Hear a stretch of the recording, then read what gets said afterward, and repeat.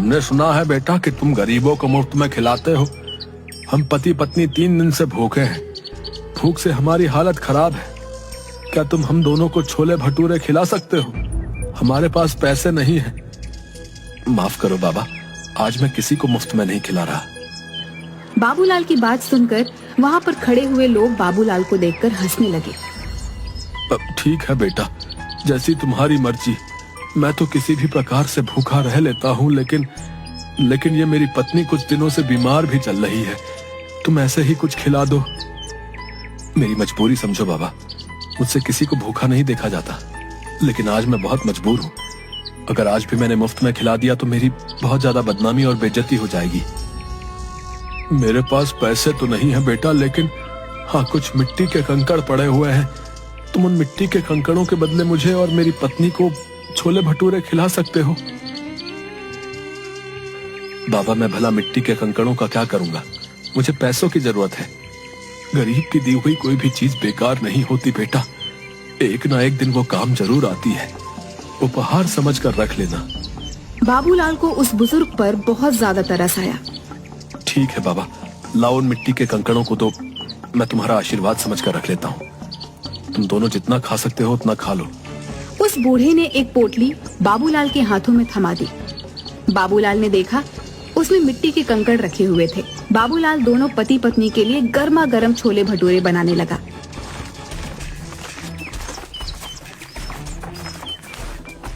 तभी वहाँ पर ठेला लगाकर खड़ा हुआ नरेश बाबूलाल से बोला, अरे इन मिट्टी के कंकड़ों से तू भला कैसे सीताराम और मोहनलाल का कर्जा चुकाएगा रे? बेवकूफ आदमी, इतनी बेइज्जती होने के बाद भी तेरी कुछ समझ में नहीं आया? नरेश, मेरी जिसे मर्जी चाहेगी मैं उसे मुफ्त में खिलाऊंगा। तू कौन होता है मुझे रोकने वाला? जाकर बोल देना अपने मुखिया को। मुखिया का चमचा कहीं का। 3 दिन बाद जब मुखिया उन दोनों से तेरे सर पर चप्पलें पड़वाएगा ना, उस दिन मैं तुझसे बात करूंगा। हाँ, मुझे भगवान पर पूरा विश्वास है, वो दिन कभी नहीं आएगा। इतना कहकर बाबूलाल फिर से छोले भटूरे बनाने लगा, मगर देखते ही देखते वह बूढ़े पति पत्नी बाबूलाल के सारे छोले भटूरे खा गए। बाबूलाल जरा सा चेहरा लिए उन्हें देखता रह गया। उसने देखा उसके ठेले पर अब कुछ भी नहीं बचा था। बाबूलाल चुपचाप अपने घर चला गया। क्या हुआ, आज दोपहर में ही कैसे चले आए? कहीं आज भी सारे छोले भटूरे कहीं बांट तो नहीं है? निर्मला, मुझसे इस वक्त बात मत करो। अरे तो फिर और किससे बात करूं? अपना सर दीवारों पर मारूं क्या? मेरी तो सोच सोच के हालत खराब होते जा रही है कि 2 दिन बाद क्या होगा। वैसे तुम कभी शाम से पहले घर नहीं आते, आज क्या हुआ? बाबूलाल ने अपनी पत्नी को सारी घटना बता दी। हे भगवान, इस आदमी का मैं क्या करूं? इसने तो बेवकूफीपन की सारी हदें पार कर दी। अरे उन दोनों को सारे छोले भटूरे खिलाने की क्या जरूरत थी? मुझे क्या पता नहीं था। मुझे लगा था कि वो 2 या 3 से ज्यादा नहीं खाएंगे, लेकिन उन्होंने तो देखते ही देखते सारा ठेला साफ कर दिया। लाओ, मुझे भी दिखाओ आखिर उन दोनों ने कौन सी मिट्टी के कंकड़ दे दिए हैं जिसके बदले तुम आज सारे छोले भटूरे उनमें लुटा कर आ गए। वहाँ पर खड़े लोग तुम्हारा मजाक गलत नहीं उड़ा रहे थे। भला कोई मिट्टी के कंकड़ के बदले छोले भटूरे खिलाता है क्या? मैंने उन मिट्टी के कंकड़ के बदले उन्हें छोले भटूरे नहीं खिलाया अनीता। उन दोनों के चेहरे से साफ लग रहा था कि वो कई दिन से भूखे हैं। लाओ दो मुझे, मैं भी तो देखूं उन गरीबों के उपहार में ऐसा क्या है। बाबूलाल ने उदास मन से वह पोटली अपनी पत्नी को दे दी और पोटली में कंकड़ देखकर निर्मला गुस्से से चीखते हुए बोली, हाय राम, अब इस कंकड़ का क्या करूं? लगता है तुम्हारी किस्मत में सीताराम और मोहनलाल के हाथों चप्पल खाना ही लिखा है। अब जो होगा देखा जाएगा निर्मला। अगर भगवान ने मेरी किस्मत में गांव वालों के सामने मेरी बेइज्जती ही लिखी है तो उसे कोई नहीं बदल सकता। बाबूलाल वहाँ से चला गया और 2 दिन बाद बाबूलाल पंचायत में सर झुकाए खड़ा था। क्यों रे बाबूलाल, कैसे लाया है? इंतजाम नहीं हो पाया मुखिया जी, कुछ दिन की मोहलत और दे देते। वो तो हम तुझे जरूर देंगे, मगर सीताराम और मोहनलाल के हाथों चप्पल तो खा ले। ऐसा मत कीजिए मुखिया जी, मेरी बेइज्जती हो जाएगी। मैं किसी को मुंह दिखाने के लायक नहीं रहूंगा। क्या हुआ, उस दिन तो बड़ा मुंह चला रहे थे, मार खाने की नौबत आई तो अब इज्जत की दुहाई दे रहे हो? मुखिया सीताराम और मोहनलाल की ओर देखकर बोला, देखते क्या हो, मारो इस दानवीर को चप्पलों से। बड़ा दानवीर बना फिरता है, मक्कार कहीं का। मुखिया की बात सुनकर मोहनलाल और सीताराम बाबूलाल को चप्पलों से मारने ही वाले थे कि तभी वहाँ पर बाबूलाल की पत्नी निर्मला आ गई। खबरदार, जो मेरे पति को किसी ने हाथ भी लगाया।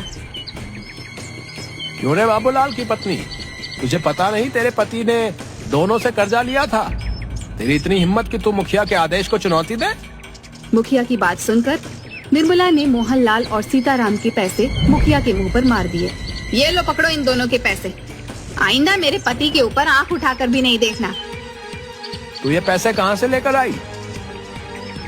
तुम्हें इससे मतलब? तुम्हें इनके सारे पैसे चाहिए थे ना, और इनके पैसे मैंने तुम्हारे मुंह पर मार दिए। बाबूलाल निर्मला के पास पैसे देखकर हैरान रह गया। बाबूलाल ने आहिस्ता से निर्मला से पूछा, निर्मला तुम ये पैसे कहाँ से लेकर आई? घर चलो मैं तुम्हें सब बताती हूँ। बाबूलाल निर्मला के साथ घर पर आकर बोला, अब बताओ भी निर्मला तुम ये पैसे कहाँ से लेकर आई? आज जब तुम्हें मोहनलाल और सीताराम पकड़कर ले गए थे तो मैं फूट फूट कर रो रही थी। रोते हुए मुझे अचानक गुस्सा आ गया और मैंने गुस्से में वो पोटली बाहर फेंकने के लिए निकाली जिसमें कंकड़ थे। मगर जैसे ही उस पोटली में से कंकड़ फेंके तो उसमें से कंकड़ नहीं बल्कि बेशकीमती हीरे निकले। मैं तुरंत एक हीरा गिरवी रखकर पैसे ले आई और मुखिया के मुंह पर मार दिए। निर्मला की बात सुनकर बाबूलाल हैरान होकर बोला, लेकिन उसमें तो कंकड़ पत्थर थे। मैं भी हैरान रह गई थी। बहुत सोचने के बाद मुझे एहसास हुआ कि शायद वो दोनों बूढ़े पति पत्नी कोई मायावी लोग थे जो तुम्हारी मदद करने आए थे। निर्मला ने इतना कहा ही था कि तभी दरवाजे पर दस्तक हुई। निर्मला उन हीरों को देखने में खोई हुई थी। बाबूलाल ने जाकर दरवाजा खोल दिया। दरवाजे के बाहर वही बूढ़े पति पत्नी थे जो बाबूलाल की ओर देखकर मुस्कुरा रहे थे। आप दोनों कौन हैं? हम दोनों देव हैं। 2 दिन पहले तुम जिस बरगद के पेड़ के नीचे खड़े होकर भगवान से बातें कर रहे थे, हम दोनों तुम्हारी बातें सुन रहे थे। हमें लगा कि तुम्हारी मदद करनी चाहिए। मैं आप दोनों का कैसे शुक्रिया अदा करूं? अगर तुम्हें हमारा शुक्रिया अदा करना है तो एक बात ध्यान रखना, इन हीरो को बेचने के बाद तुम बहुत ज्यादा अमीर हो जाओगे। लेकिन कभी भी गरीबों को खाना खिलाना मत भूलना।